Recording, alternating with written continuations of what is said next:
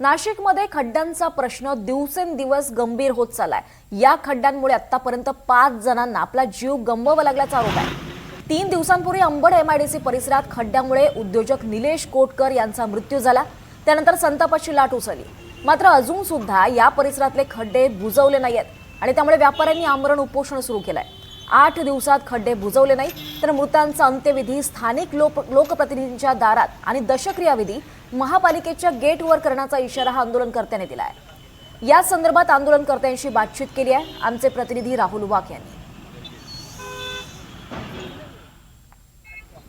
नाशिकमध्ये खड्ड्यांमुळे आतापर्यंत 5 जणांना आपला जीव गमवावा लागलेला आहे। खरं तर आपण जर माझ्या मागच्या बाजूला बघितलं तर याच ठिकाणी 3 दिवसापूर्वी निलेश कोटकर या 40 वर्षीय उद्योजकाचा या ठिकाणी प्रवास करत असताना मृत्यू झालेला होता आणि त्या संदर्भात आता या ठिकाणी आंदोलन करण्यात येते। खरं तर जोपर्यंत या परिसरातले खड्डे बुजवण्यात येत नाही तोपर्यंत आमरण उपोषणाला या ठिकाणी काही व्यापारी बसल्याचं आपल्याला दिसून येत आहे। आपण जर एकंदरीत बघितलं तर अंबड एमआयडीसी खड्ड्यांमुळे एका निष्पाप उद्योगाच्या निषेधार्थ हे संपूर्ण बेमुदत उपोषण या ठिकाणी करण्यात येते आणि उपोषण करते हे भर पावसात बसून या ठिकाणी उपोषण करतायत। ते आपल्या सोबत आहेत। काय सांगाल आपण या ठिकाणी उपोषणाला बसलेल्या खड्ड्यांविरोधात?